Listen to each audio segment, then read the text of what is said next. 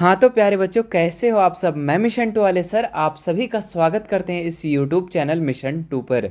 तो आज हम कक्षा 9th का क्लास 9th का सामाजिक विज्ञान का model paper weekly test model paper set 2 को करने जा रहे हैं। और ये जो मॉडल पेपर है आपके वीकली टेस्ट होने वाले आज के वीकली टेस्ट के लिए बहुत ही ज़्यादा इंपॉर्टेंट है, इसलिए आप इस वीडियो को शुरू से लेकर अंत तक ज़रूर देखिएगा और अपने सभी साथियों को इस वीडियो को शेयर ज़रूर कर देना। जो भी आपके क्लास के जितने भी छात्र छात्राएं होंगे सभी को इस वीडियो को शेयर ज़रूर कर देना। तो चलिए शुरुआत करते हैं।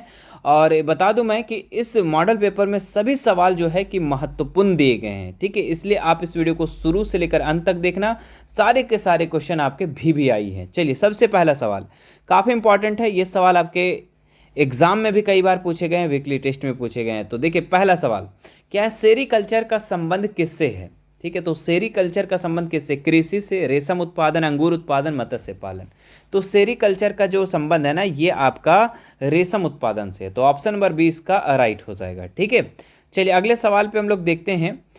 दूसरा नंबर क्या है, 1757 में पलासी का युद्ध रॉबर्ट क्लाइव के एवं किसके बीच लड़ा गया था। ठीक है, तो 1757 में है ना, 1757 में पलासी का युद्ध हुआ था और इसमें रॉबर्ट क्लाइव और सिराजुद्दौला के बीच में लड़ा गया था। तो ऑप्शन नंबर ए इसका राइट हो जाएगा।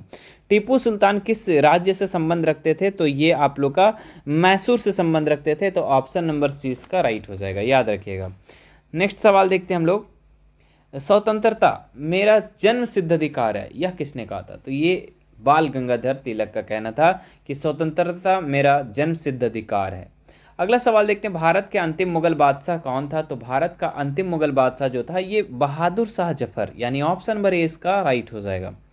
वाष्प इंजन का आविष्कार किसने किया था। चलिए इसका आंसर आप लोग कमेंट करके बताओ। जॉन के, हैम्पी डेवी, रिचर्ड आर्कराइट या इनमें से कोई नहीं। चलिए इसका आप लोग कमेंट करके बताना क्या इसका आंसर होगा। ठीक है, जब आप लोग सभी कमेंट कर दोगे तो मैं कमेंट में पिन कर दूंगा इसका आंसर। ठीक है, पहले आप लोग देखो कि इसका आंसर आप लोग कर पा रहे हो कि नहीं। चलिए अगला सवाल देखते हैं हम लोग। प्राचीन समय में लेन देन का साधन था। ठीक है, तो प्राचीन समय मतलब कि पुराने समय में, ठीक है, प्राचीन समय है ना, तो उस समय लेन देन का क्या साधन था। लेन देन में क्या करते थे, वस्तु विनिमय करते थे, वस्तु के बदले वस्तु लेना देना करते थे। मतलब अगर किसी को धान घट गया है और किसी के पास गेहूं है, ठीक है, तो अगला को गेहूं दे दिया और धान लेकर आया, मतलब वस्तु के बदले वस्तु। उस समय पैसा उसा नहीं चलता था। ठीक है, चलिए अगला सवाल देखते हैं हम लोग। एक देश के जन्म दर और मृत्यु दर के बीच के अंतर को क्या कहा जाता है। तो उसको प्राकृतिक वृद्धि दर कहा जाता है। क्या कहा जाता है, प्राकृतिक वृद्धि दर।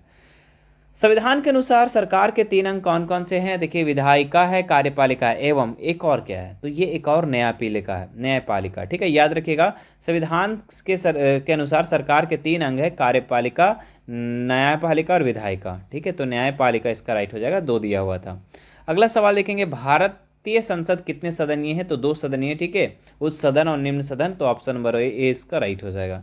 चलिए हम लोग कुछ सब्जेक्टिव सवाल को देख लेते हैं जो कि काफ़ी इंपॉर्टेंट है। नीलांबर और पीतांबर किस समाज के से आते थे। तो ये भोक्ता समाज से आते थे। अगला सवाल देखिए, प्लासी की लड़ाई कब और किन के बीच हुई। तो अभी आप लोग को हम बताए थे। ठीक है, 1757 में प्लासी का युद्ध हुआ था। कब, 13 जून 1757 में प्लासी का युद्ध हुआ। और प्लासी की लड़ाई के में सिराजुद्दौला और रॉबर्ट क्लाइव के नेतृत्व में ब्रिटिश सेना के बीच लड़ी गई थी, याद रखिएगा डियर। अगला सवाल देखते हैं हम लोग, कृषि आधारित उद्योग किसे कहते हैं, उदाहरण दे।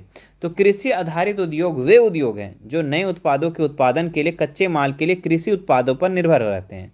ठीक है, निर्भर है।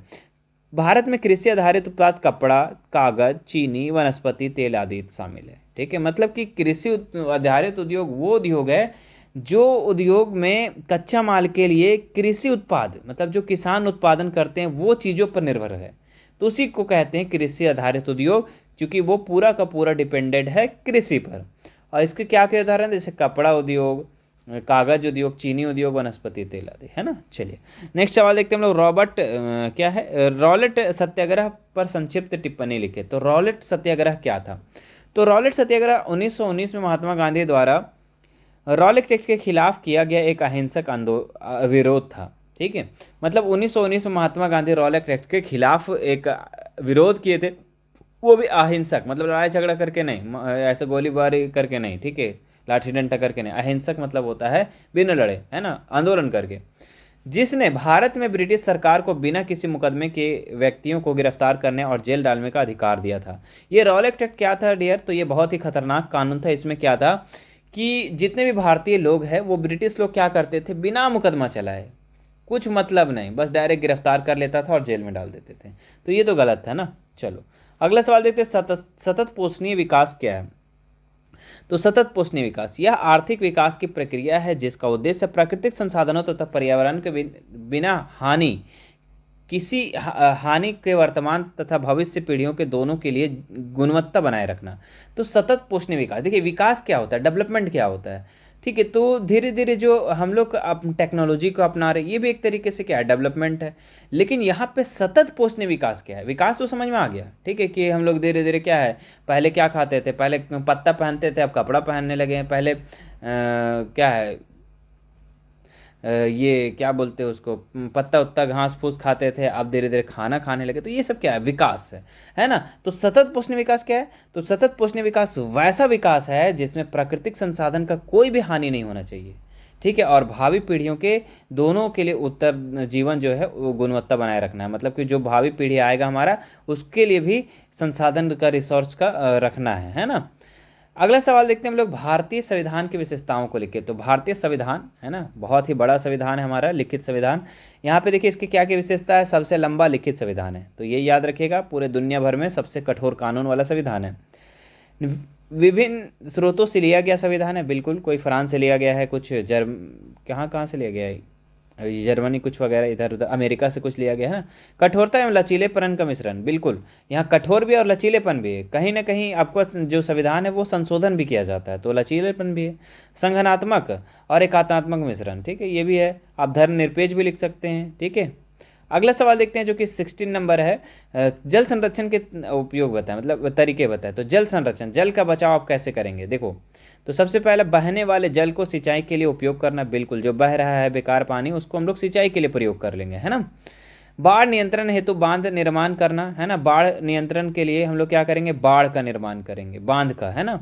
आगे देखिए, भूमिगत जल के रिचार्जिंग तथा व्यय को रोकना, अधिक जल तथा कम जल वाले स्थानों को हस्तांतरण करना, मृदा अपरदन को रोकने के लिए बाह्य मृदा को बनाए रखना, ठीक है। अगला सवाल देखते हैं जो कि कुछ एक्स्ट्रा क्वेश्चन है, और आपको पता है कि हम हर बार आपको एक्स्ट्रा क्वेश्चन करवाते हैं ताकि आपका टेस्ट, वीकली टेस्ट अच्छा जाए, ठीक है। चलिए यहाँ पे क्या है डियर, निम्न में कौन अनवीकरणीय संसाधन है? तो अनवीकरणीय संसाधन वैसा संसाधन जो एक बार प्रयोग कर लिए उसको फिर से हम नहीं कर सकते हैं, खत्म हो जाएगा। तो कोयला, कोयला क्या है, अनवीकरणीय संसाधन। बाकी आपका मृदा अनवीकरणीय है, वन जल सब है ना नवीकरणीय, कोयला अनवीकरणीय संसाधन है। राणा प्रताप परमाणु ऊर्जा संयंत्र किस राज्य में अवस्थित है? तो यह राजस्थान में स्थित है। कहाँ पे डियर? राजस्थान में। जेम्स मिल कहाँ का निवासी था? तो ये आपका स्कॉटलैंड का था, तो ऑप्शन नंबर सी करेक्ट हो जाएगा। तो ये था मेरे डियर आप लोग का आज का क्विज, वीकली टेस्ट के सारे इंपॉर्टेंट क्वेश्चन। मुझे आशा है कि आपको ये वीडियो पसंद आया इस वीडियो को लाइक ज़रूर करेंगे, ठीक है, और शेयर ज़्यादा से ज़्यादा करेंगे, ठीक है। और आप लोग टेस्ट दो, अच्छे से टेस्ट दो, और कितना नंबर आता है वो आप हमें नीचे कमेंट करके ज़रूर बताना, ठीक है। टेस्ट दे करके आना और अच्छे से देख कर बताना। और आप लोग के लिए मेरे डियर सेट 1 सेट 2 दो इस बार का मॉडल पेपर आया हुआ है, ठीक है, सेट 1 सेट 2। तो सेट 1 नहीं देखे हैं तो अभी आप लोग को यहाँ पे लिंक मिल जाएगा, यहाँ पे कोना में, यहाँ पे आप लोग क्लिक करोगे तो आप चले जाओगे सेट 1 में, और सेट 2 भी है, ठीक है। तो दोनों इंपॉर्टेंट है, दोनों को अच्छे से देख लेंगे आप लोग, ठीक है, काफ़ी ज़्यादा इंपॉर्टेंट है। और आप लोग को हर बार आप लोग को वीकली टेस्ट इसी तरीके से तैयारी करवाया जाता है, सेट 1 सेट 2 सेट 3। तो जितना बार आप लोग प्रैक्टिस करोगे डियर उतना आपका वीकली टेस्ट अच्छा जाएगा, और साथ ही साथ आपका फाइनल एग्जाम का भी प्रिपरेशन होते चले जाएगा, ठीक है। इसलिए हमारे चैनल पे आप बने रहेंगे, तो बने रहने के लिए हमारे चैनल को सब्सक्राइब कर लेंगे अभी तक नहीं किए हैं तो, ठीक है, और बेल आइकन बटन को ज़रूर दबा लेंगे ताकि हमारी कोई भी अपडेट आती है, कोई भी वीडियो आती है तो आपके पास नोटिफिकेशन चला जाए। चलिए फिर आप लोगों से मिलते हैं हम नेक्स्ट वीडियो में। Thank you so much.